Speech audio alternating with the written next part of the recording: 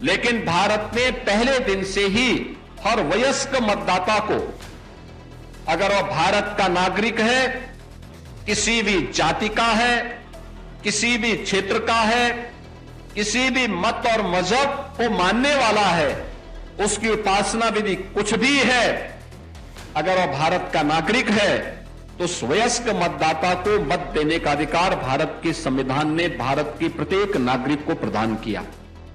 अगर हम भारत के संविधान का अपमान करते हैं तो यह अपमान बाबा साहब भीमराव अंबेडकर का अपमान है, भारत के स्वाधीनता संग्राम सेनानियों और बलिदानियों का अपमान है,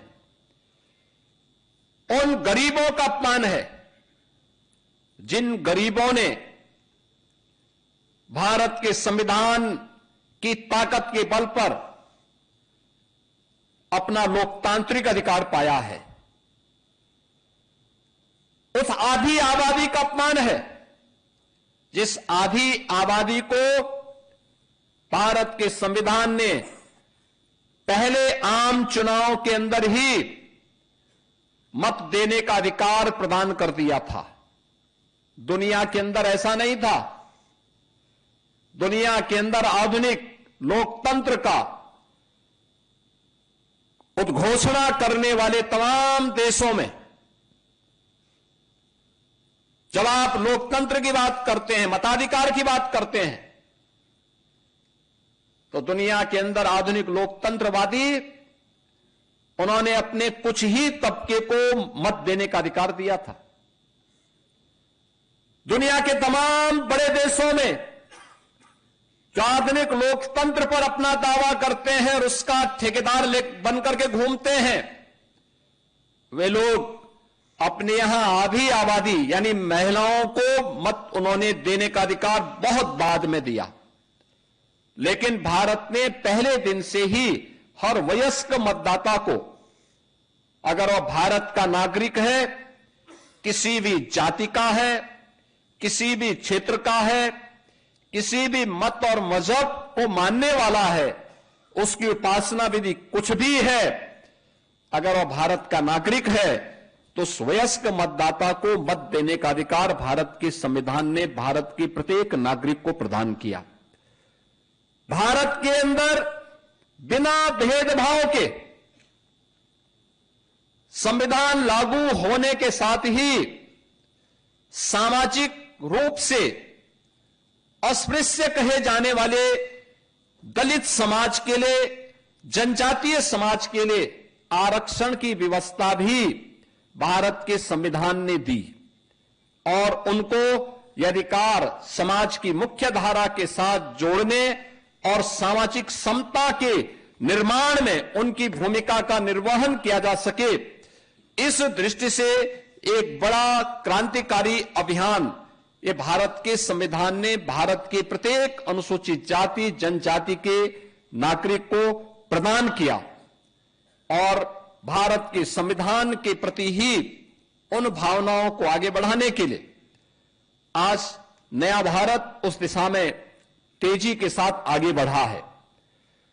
कर्तव्यों के निर्वहन की बात, उसमें नागरिक कर्तव्य वहीं पे आता है, यानी विरासत का सम्मान से लेकर के गुलामी की मानसिकता को समाप्त करना, सैनिकों को और वर्दीधारी फोर्स का सम्मान देने के साथ ही सामाजिक एकता और समता के लिए कार्य करने के साथ ही नागरिक कर्तव्य हमारे लिए उतना ही महत्वपूर्ण है।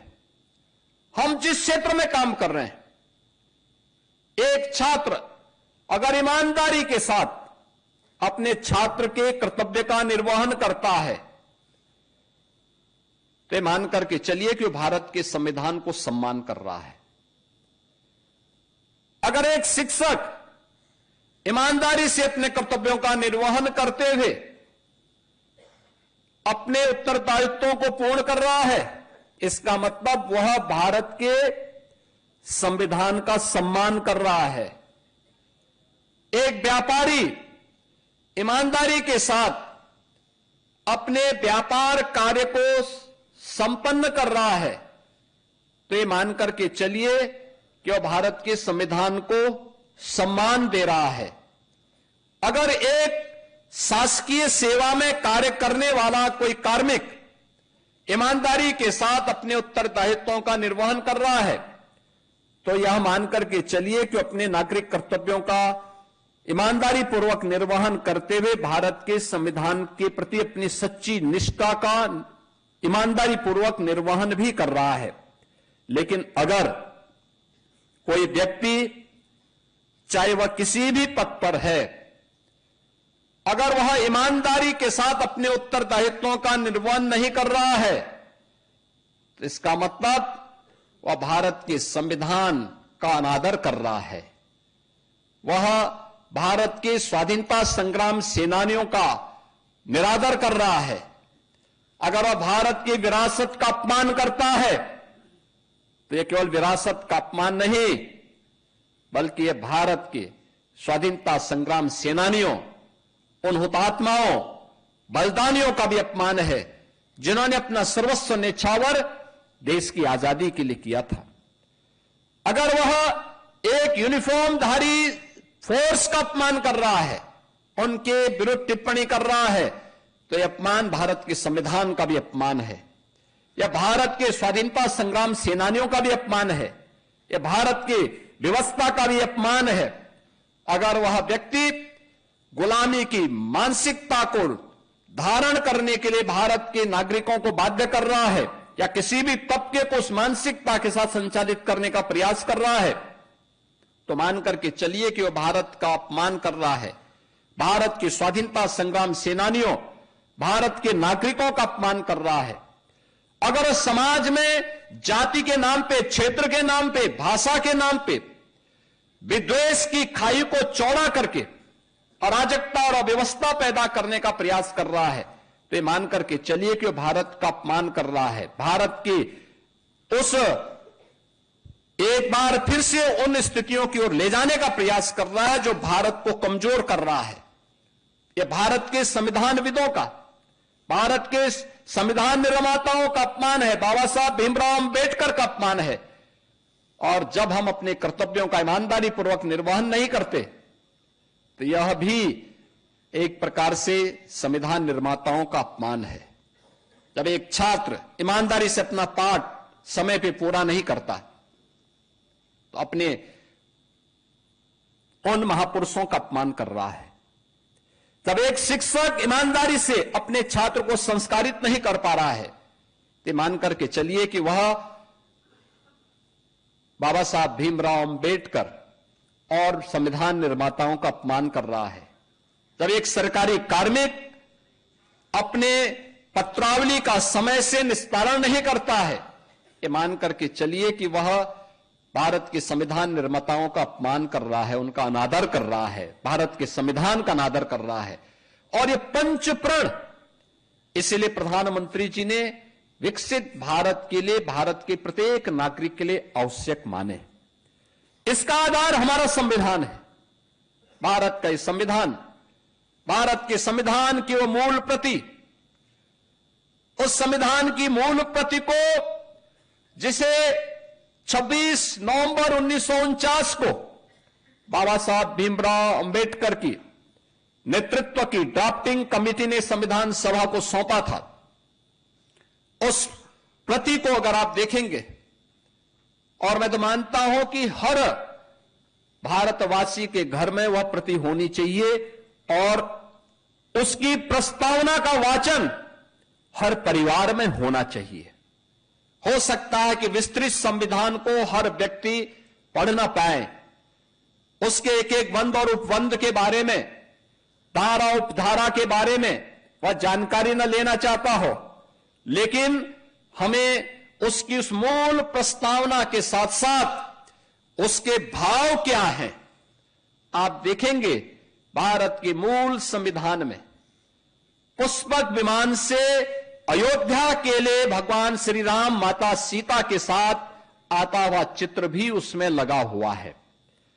महाभारत के युद्ध में श्री कृष्ण के द्वारा गीता के उपदेश का भी चित्र उसमें स्थापित है। महात्मा बुद्ध से लेकर के सम्राट अशोक और उन महान महापुरुषों के चित्रों को उसके माध्यम से देने का, भारत की इस विरासत के प्रति गौरव की अनुभूति करने का अवसर भी दिया गया है। ये सभी चीजें हमें बताती हैं कि भारत का संविधान हमें विरासत के प्रति सम्मान देने का भाव हमारे मन में व्यक्त करता, हमारे मन में इस प्रकार के भाव को पैदा करने का प्रयास कर रहा है। लेकिन हम आज भी उन चीजों से अपने आप को हटते, कहीं ना कहीं उससे विमुख होते हुए दिखाई देते हैं। और इसलिए आज का दिन हम सबके लिए अत्यंत महत्वपूर्ण है। और उसमें सारी बातों का निचोड़ एक बात में आता है, वह आता है अपने नागरिक कर्तव्य का ईमानदारी पूर्वक निर्वहन करना। और नागरिक कर्तव्यों के ईमानदारी पूर्वक निर्वहन की दिशा से केवल अधिकार की चर्चा न करें। और याद करना, बहुत सारी चीजें ऐसी होती हैं, कहीं अगर धुआं उठ रहा है तो हमें सतर्क होना चाहिए, सजग होना चाहिए। सतर्क और सजग इस बात को लेके होना चाहिए कि अगर पड़ोस में आग लगी है, हम सतर्क नहीं हैं, हम उसको बुझाने में योगदान नहीं दे रहे हैं, तो मान के चलिए कि देर सवेर हम भी उसकी चपेट में आएंगे। हम गलतफहमी नहीं पालनी चाहिए। आपने देखा होगा एक उस ट्रेड यूनियन की प्रवृत्ति, जिसका भाव क्या था कि हमारी मांगें पूरी हो चाहे जो मजबूरी हो, यानी हर कीमत पर उनके गलत और सही फैसले लागू होने चाहिए। ये वृत्ति नहीं, कार्य करो, काम का उचित दाम दो। यानी व्यक्ति अगर ईमानदारी पूर्वक कार्य कर रहा है, उसको सम्मानजनक मानदेय और जीने का पूरा अधिकार मिलना चाहिए। यही तो लगातार आज देश के अंदर प्रधानमंत्री मोदी जी के द्वारा, उनके नेतृत्व में डबल इंजन की सरकार के द्वारा जो प्रयास प्रारंभ किए गए हैं, उसी श्रृंखला का हिस्सा है। आज के इस अवसर पर मैं आप सबका आह्वान करूंगा, विकसित भारत की संकल्पना को आगे बढ़ाने के लिए विकसित उत्तर प्रदेश सही है। और विकसित उत्तर प्रदेश के लिए विकसित लखनऊ या हरेक स्तर पर उस प्रकार की एक मानसिकता हम सबको पैदा करनी पड़ेगी। मुझे बताते हुए प्रसन्नता है, हमने गत विधान मंडल के सत्र के दौरान इस पे 24 घंटे की चर्चा चलाई थी। और इस पे हुई वह चर्चा 12-13 अगस्त को हुई यह चर्चा। मुझे बताते हुए प्रसन्नता है कि हम लोगों ने जब इसका पोर्टल लॉन्च किया और प्रदेश भर से सुझाव मांगे, मुझे बताते हुए प्रसन्नता है कि अब तक हमें 98 लाख से अधिक सुझाव प्राप्त हुए हैं विकसित उत्तर प्रदेश के लिए। विकसित भारत, विकसित उत्तर प्रदेश के लिए हर व्यक्ति ने अपने स्तर पर सुझाव दिए हैं, अलग अलग सेक्टर में दिए हैं। शिक्षा में क्या होना चाहिए, हेल्थ सेक्टर में क्या होना चाहिए, एम्प्लॉयमेंट और स्किल डेवलपमेंट के लिए क्या कुछ किया जाना चाहिए, पब्लिक ट्रांसपोर्ट में क्या कुछ होना चाहिए, एग्रीकल्चर और इरिगेशन में क्या कुछ होना चाहिए, इन्वेस्टमेंट के लिए, सिक्योरिटी के लिए, सुशासन के लिए क्या कदम उठाए जाने चाहिए। 98 लाख से भी सुझाव अब तक हमें प्राप्त हो चुके हैं। ये चीजें दिखती हैं और ये हर तबके के लोगों ने दिया है, हर तबके के लोगों ने सुझाव उपलब्ध करवाए हैं। यह दिखती है कि व्यवस्था के साथ हर व्यक्ति जुड़ना चाहता है, हर व्यक्ति चाहता है कि कुछ चेंज हो, कुछ अच्छा हो, अच्छा होने की प्रवृत्ति। 98 लाख लोगों का मतलब हर 5 परिवार में से एक परिवार का हमारे पास सुझाव आ चुका है। 5 परिवार में से एक परिवार ने हमें सुझाव दे दिया है और यह प्रक्रिया आगे बढ़ेगी। इन सब में हम लोगों ने तय किया है, जैसे यहां पे संविधान दिवस के अवसर पर पिछले 1 वर्ष के अंदर अमृत महोत्सव वर्ष के अवसर पर, संविधान अंगीकार किए जाने के अमृत महोत्सव वर्ष पर हुई अलग अलग प्रतियोगिताओं में यहां पे कुछ छात्र छात्राओं को हमने मंच पे सम्मानित किया। ऐसे सरकार ने तय किया कि जो अच्छे सुझाव आए हैं उनकी हम 2 श्रेणियों में उसको हम ले रहे हैं, एक जनपद स्तर का और एक प्रदेश स्तर का। जनपद स्तर के हर जनपद में 3 और प्रदेश स्तर के जो 5 अच्छे सुझाव होंगे उन्हें हम इसी प्रकार के किसी समारोह में सम्मानित करने का कार्य करेंगे। यह हमारी राष्ट्र के प्रति, देश के प्रति अपनी सेवा होगी और इसकी शुरुआत सबसे छोटी इकाई से हमें प्रारंभ करना पड़ेगा। आत्मनिर्भर ग्राम पंचायत होगा, आत्मनिर्भर वार्ड होगा, तो आत्मनिर्भर जनपद भी हो जाएगा, आत्मनिर्भर प्रदेश भी हो जाएगा और आत्मनिर्भर भारत भी होगा। आत्मनिर्भर भारत होगा तो विकसित भारत की संकल्पना हमसे दूर नहीं हो सकती है। इस विश्वास के साथ मैं आज के इस अवसर पर संविधान दिवस की अंगीकृत किए जाने की इस तिथि पर, संविधान दिवस के अवसर पर पूरे प्रदेश वासियों को एक बार फिर से हृदय से बधाई और शुभकामनाएं देता हूं। बाबा साहब भीमराव अंबेडकर की स्मृतियों को नमन करते हुए आप सबको इस आयोजन में भाग लेने के लिए हृदय से धन्यवाद देते हुए वाणी को विराम देता हूं। धन्यवाद। जय हिंद।